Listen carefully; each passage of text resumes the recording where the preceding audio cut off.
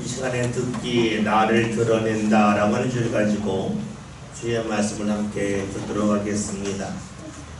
제가 어렸을 때에 세숫대에다가 발을 넣고 싶다가 깜짝 놀란 적이 있습니다. 왜냐하면 세숫대 안에 들어가 있는 저의 발은 보통 때보다 더 컸고 또 보았더니 발목이 휘어져 있었기 때문입니다. 너무 깜짝 놀라서 세숫대에 넣었던 저의 발을 빼서 다시금 모았습니다. 보았더니 그 전에 보았던 발처럼 크기는 똑같았고 발목은 휘어져 있지 않았습니다. 그래서 안심하고 또다시 발을 세숫대에 놓았더니 전처럼 발이 크게 보였고 또 발목이 휘어져 있었습니다.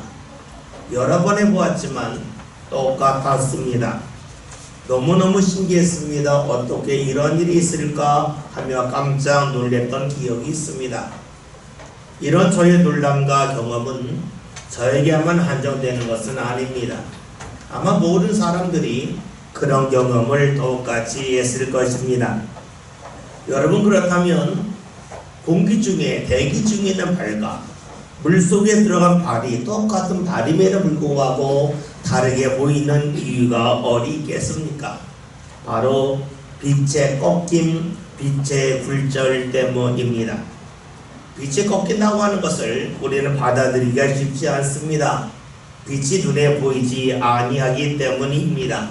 그런데 이렇게 보면 쉽게 이해할 수가 있습니다. 자동차가 운전할 때 앞으로 똑바로 갑니다. 똑바로 가는 이유는 두 바퀴가 같은 속도로 회전하기 때문입니다. 그런데 이렇게 가던 자동차가 한쪽은 아스팔트 위로 가고 한쪽은 잔디바리로 간다고 생각해 봅시다. 어떻게 되겠습니까? 동전을 굴려보면 알죠? 똑같이 동전이 굴리는데 아스팔트 위에서는 빨리 굴러가는 동전이 잔디바리에 굴리면 천천히 굴러가죠. 왜냐하면 접촉면이 다르기 때문입니다. 마찬가지입니다. 자동차를 타고 운전하다가 한쪽 바퀴는 아스팔트, 한쪽 바퀴는 잔디에 들어가면 아스팔트로 이 위에 있는 바퀴는 빨리 돌고 잔디에 있는 바퀴는 천천히 돌습니다. 그러니까 자연스럽게 핸들이 꺾이면서 방향이 틀어지죠. 똑같은 힘을 가하지만 잔디밭에 들어가면 갑자기 바퀴가 꺾이고 맙니다. 빛이 그러하다는 겁니다. 빛이 공기 중에서 우리에게 다가올 때는 똑같이 아스팔트 위처럼 다가오지만 물속으로 빛이 들어갈 때는 마치 잔디밭으로 들어가는 바퀴처럼 빛이 꺾이고 맙니다. 여기서 알 수 있는 것이 있습니다. 똑같은 빛이지만 공기 중에 있는 빛과 물속으로 들어가는 빛이 다르게 보인다 하는 겁니다. 여러분, 그렇죠? 대기 중에서 내 다리를 보는 것과 물속에서 내 다리 보는 것은 다릅니다. 같은 빛이지만 어디를 통과하느냐에 따라서 빛의 굴절이 나타나기도 하고 나타나지 아니하기도 합니다. 여러분, 이를 통하여 우리가 알 수 있는 것이 있습니다. 빛이 대기 중에서 우리에게 다가오는 속도와 물속에서 다가가는 속도가 다르기 때문에 같은 사물이랄지라도 다르게 보이지 않습니까? 달리 말하면 내가 있는 자리, 내가 있는 위치에 따라 똑같은 것도 다르게 보인다는 겁니다.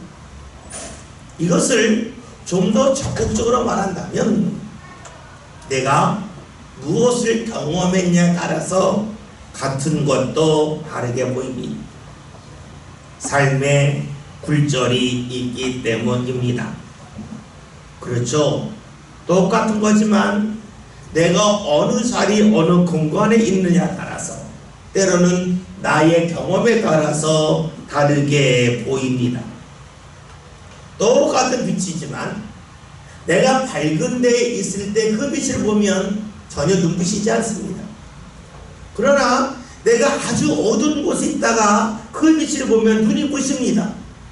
여러분, 무엇을 말합니까? 같은 빛이지만 나의 삶의 경험에 따라 그 빛이 나에게 다르게 다가온다 하는 것입니다. 빛의 굴절이 있습니다. 마찬가지입니다.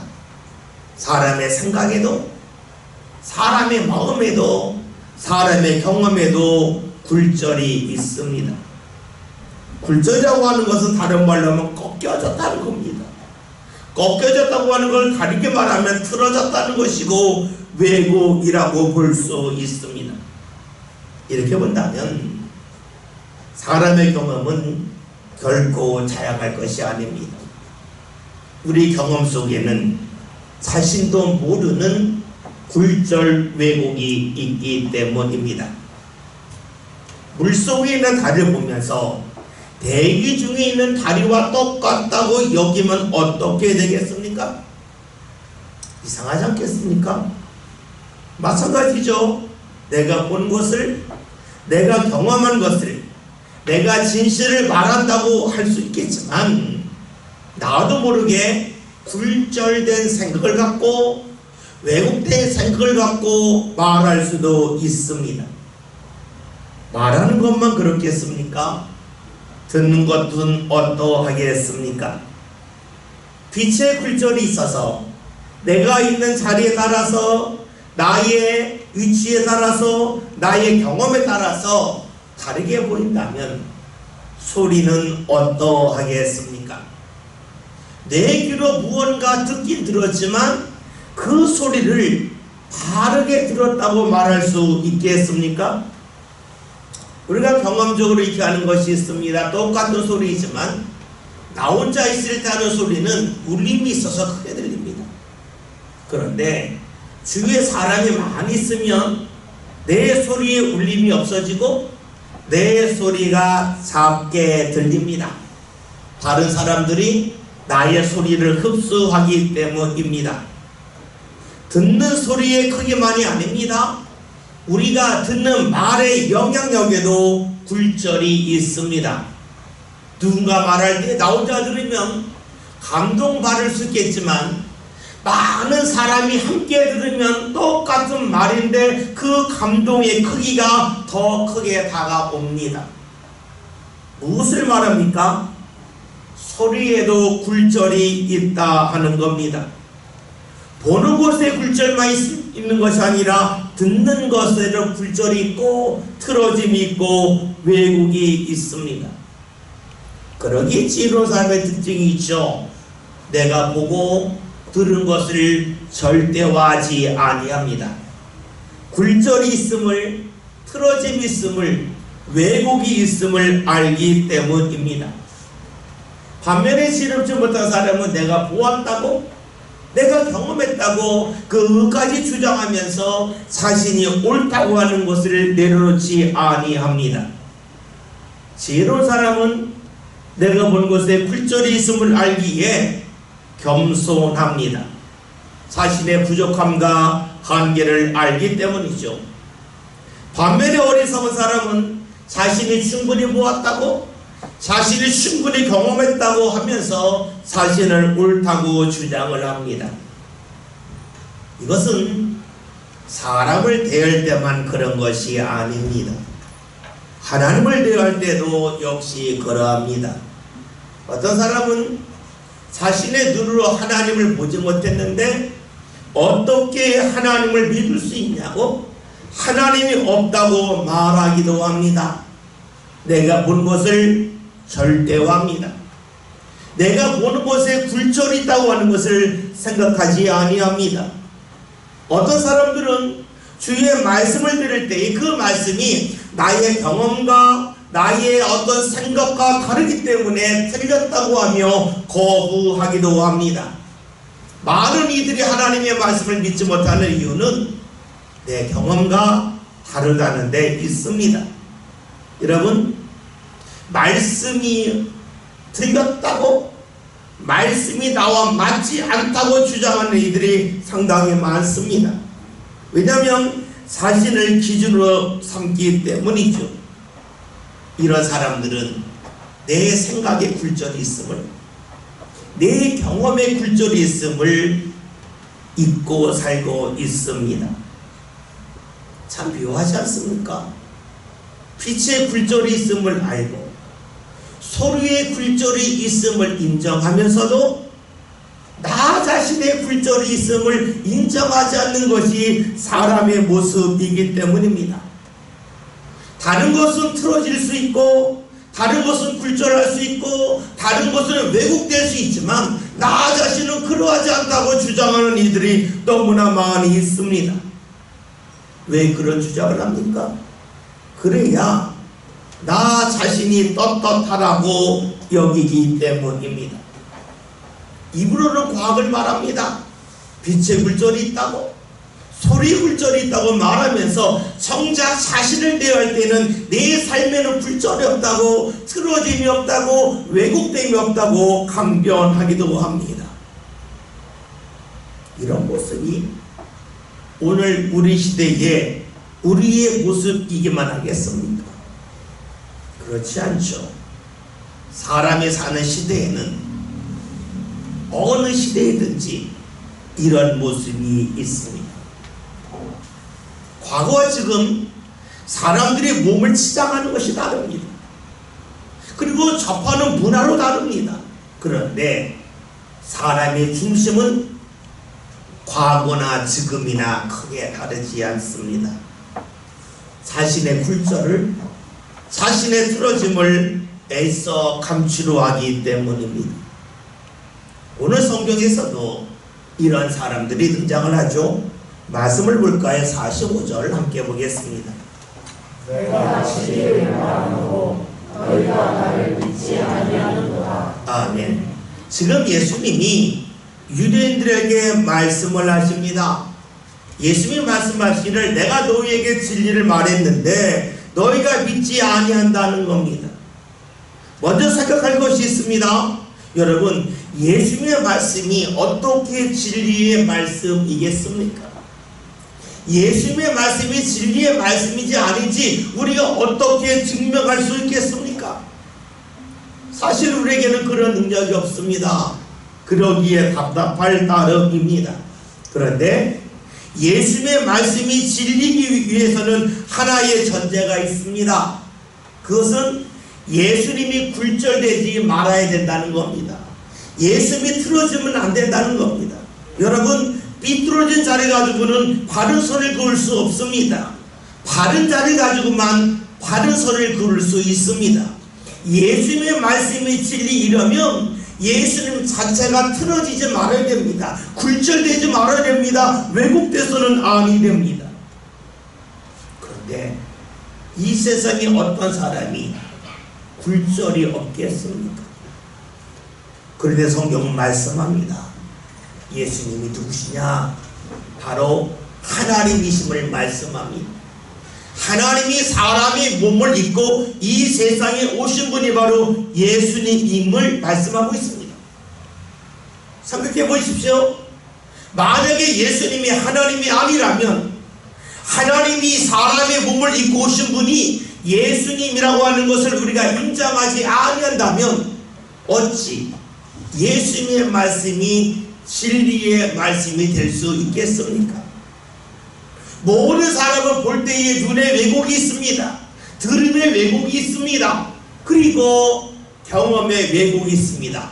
모두가 굴절이 있기 때문이죠. 따라서 그 어떤 사람도 진리를 말할 수 없습니다. 진리를 말하려면 자신이 굴절을 경험하지 않아야 됩니다. 예수님이 어떤 분이십니까? 하나님이십니다. 그러기에 주의 말씀은 진리입니다. 말씀에 굴절이 없습니다. 많은 이들은 진리를 원한다 하면서도 예수님이 하나님임을 인정하려 하지 않습니다. 여러분, 그러면 어찌 예수님의 말씀이 진리의 말씀이 될 수 있겠습니까? 예수님이 굴절을 경험하지 않았기에 예수님의 말씀은 진리의 말씀입니다. 예수님이 진리의 말씀을 하셨지만 사람들이 믿지 않았습니다. 왜 믿지 않을까요? 이유는 간단하죠. 내가 옳다고 여기기 때문입니다. 만약에 예수님이 말씀을 전하실 때에 높은 신분이셨다면 사람들이 말씀을 들었을까요? 우리가 아는 것처럼 예수님은 목수의 아들로 사셨습니다.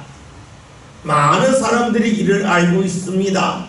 그러니까 사람들이 예수님이 말씀하실 때에 배우지 못한 목수가 우리에게 어떻게 말씀을 전할 수 있다는 말인가 하는 생각을 가졌습니다. 여러분, 사람들은 말을 들을 때에 그 말한 대상에 대하여 관찰을 합니다. 그 사람이 나보다 높은 자리에 있다면 그의 말에 귀를 기울입니다. 만약에 나에게 말한 사람이 나의 생기를 책임지는 사람이라면 그의 말을 듣습니다. 그의 말을 믿습니다. 그러나 나와 관계가 없다면, 내가 볼 때 하찮은 사람이라면 말을 듣지 않습니다. 이것은 무엇을 말합니까? 사람의 생각 자체가 이미 왜곡됐고 굴절되어 있다는 겁니다. 상황에 따라서 말을 듣고 말을 듣지 아니한다고 하는 것은 나 자신이 이미 잘못되었음을 말합니다. 사람은 눈에 보이는 것에 이끌려 삽니다. 그래서 내 삶이 어렵고 힘들고 절박해지면 주의 말씀을 들으려 하고 믿으려 합니다. 생각해 보십시오. 만약에 예수님의 말씀을 듣는 이들이 삶의 절박함이 있었다면 주의 말씀을 듣지 않았겠습니까? 오늘 우리들은 어떠합니까? 내 삶에 절박함이 있고 어려움이 있으면 주의 말씀을 들으려 합니다. 주의 말씀을 믿으려 합니다. 주의 말씀을 붙잡으려 합니다. 그러나 나의 삶에 어려움이 없다면, 문제가 없다면 주의 말씀을 들으려 하지 아니합니다. 이 자체가 나 자신이 굴절되어 있고 틀어져 있고 왜곡되어져 있다는 겁니다. 많은 사람들은 이렇게 이야기합니다. 아예 어려울 때에 믿고 어렵지 않을 때 안 믿는 것은 지극히 당연한 일 아니겠느냐 라고 말합니다. 내가 잘못되어 있음을 고백하기보다는 다른 사람도 다 그러는데 내가 그러는 것이 그리 잘못되었는가 라고 말합니다. 자신을 바꾸려 하지 않습니다. 아니, 나 자신이 삐뚤어져 있음을 드러내는 사람을 보면 오히려 분노를 합니다. 유대인들이 그랬죠. 46절 함께 봅니다. 너희에게 누가 나를 스스로 착각하게 되느냐. 내가 진리를 말하는데도 저자가 나를 믿지 아니하느냐. 아멘. 말씀을 유대인들이 예수님의 말씀을 전할 때에 그 말씀을 믿지 않고 멀리할 뿐만 아니라 예수님에게 네가 죄가 있지 않냐라고 하면서 예수님을 공격합니다. 예수님에게 죄가 있다고 하는 것은 예수님이 안식일에 병자를 고쳤다는 겁니다. 이것은 잘못되었다는 겁니다. 이것은 하나님의 뜻이 아니라는 겁니다. 여러분 생각해 보십시오. 만약에 예수님이 병자를 고쳤는데, 안식일에 병자를 고쳤는데 그 병자가 자신의 자녀입니다. 그렇다면 예수님에게 왜 그렇게 하셨냐고 반문하지 않았겠지요. 예수님이 안식일에 병자를 고치는 것을 가지고 잘못됐다고 말한 이유는 저 병자가 나와 관계가 없다고 여겼기 때문입니다. 그렇죠.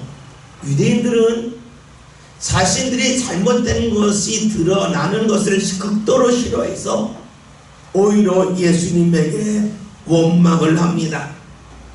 내 삶이 굴절되어 있음을, 내 삶이 틀어져 있음을 잠시 잊고 싶고 또 그것을 숨기고 싶기 때문입니다.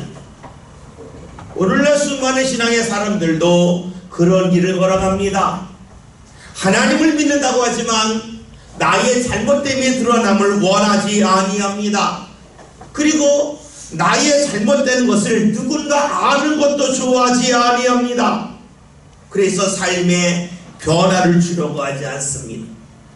내 삶이 잘못되었음을, 내 삶이 틀어졌음을 알면서도 그것을 애써 감추고 그 모습을 유지하려 합니다. 그리고 나의 잘못됨을 드러낼 때에 분노를 하죠. 그러면 이런 사람을 대하는 주의 마음은 어떠할까요? 오늘 말씀 함께 해보겠습니다. 47절입니다. 하나님께 속한 자는 하나님의 말씀을 듣나니 너희가 듣지 아니하면 하나님께 속하지 아니하였으리로다. 아멘. 예수님은 안타까워하십니다. 너희가 진리의 말씀을 듣지 않는 그것은 너희가 하나님께 속하지 않았기 때문이라는 겁니다. 다시 말하면 너희가 하나님을 가까이 하지 않고 자기 중심으로 생각하니까 주의 말씀을 들을 수 없다는 겁니다. 삶이 굴절되었음을 인정하지 아니하기 때문에 하나님의 말씀을 들을 수 없음을 알려주고 계십니다. 여러분, 왜 우리가 하나님의 말씀을 들어야 되겠습니까? 하나님의 말씀을 들을 때 비로소 우리의 삶의 굴절에서, 삶의 틀어짐에서, 삶의 왜곡에서 벗어날 수 있기 때문입니다. 여러분, 굴절되어 있지만 굴절되어 있음을 모르면 헛수고를 하고 맙니다. 물고기 잡는 사람들이 이런 이야기를 합니다. 이 작살로 물고기 잡는 이들 있잖아요. 이 작살을 가지고 물고기를 잡을 때에 자신이 물고기를 볼 때에 그 각도보다 더 아래쪽으로 작살을 던져야 된답니다. 왜냐하면 굴절되었기 때문에 물속에 깊은 곳이 가깝게 보인다는 거죠. 그래서 이 굴절되어 있음을 알아야만 작살을 던질 때에 물고기를 잡을 수 있다는 겁니다. 보이는 대로 던지면 물고기를 잡을 수 없다는 거예요. 보이는 곳보다 더 깊숙한 곳을 향하여 작살을 던져야만 물고기를 잡을 수 있다는 겁니다. 여러분, 우리의 삶이 그렇지 않겠습니까? 삶이 굴절되어 있는데 굴절되어 있음을 모르고 살아간다면 우리가 무언가 얻기 위하여 열심히 수고하지만 그 수고는 빗나갈 수밖에 없습니다.